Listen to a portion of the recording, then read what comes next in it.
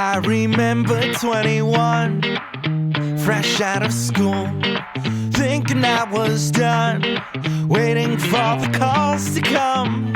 I'm still waiting for someone to tell me where I go to get my millions. It wasn't really until I got into college that I started writing songs. I actually started to think like maybe this is something that I want to do. Like I'd been a musician my whole life, but I never really thought like I would end up doing that, you know, as a living. Who I am is more than just a passerby.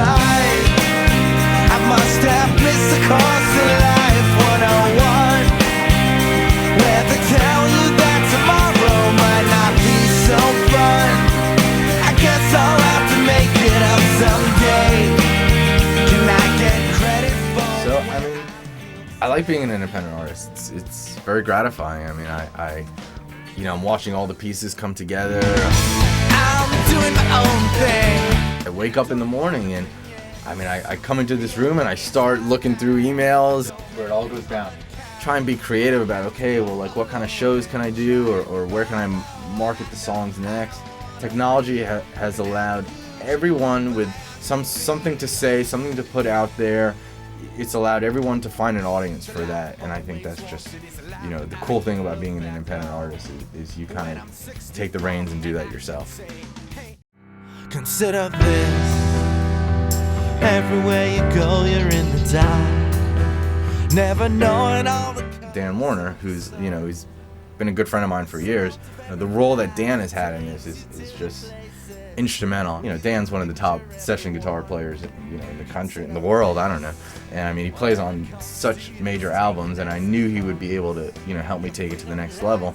There's so many great albums out there, and it's kind of like I wish people knew how much a producer, like the role that he has in the process. You know, Dan really like took the songs and brought them to life.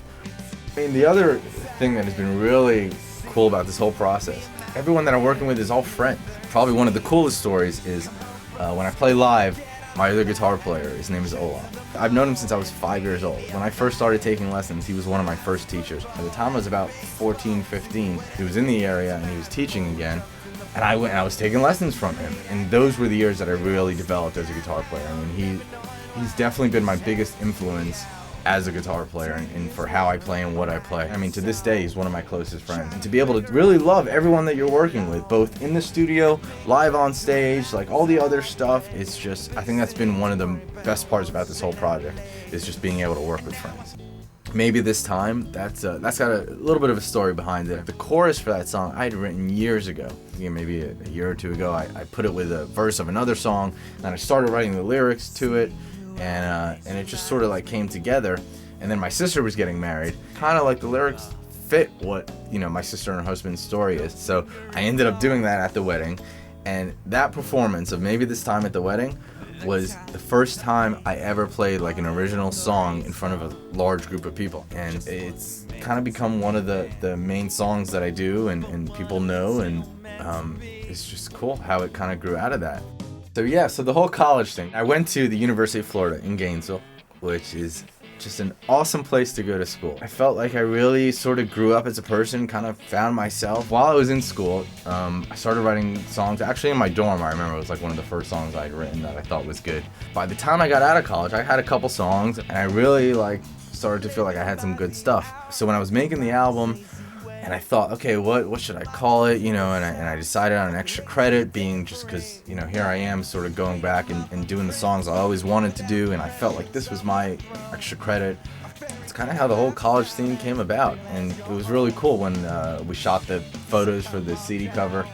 I went up to Gainesville because I said, you know what, this is where it all started for me, so I kind of wanted to go back and get a little bit of that vibe. I even have a song, it's called Tales of Higher Learning, and it really is about the whole college lifestyle and just living every day like, you know, you're just like, you feel like you're king of the world when you're there. You know, I felt like I had to induce some of that into this album.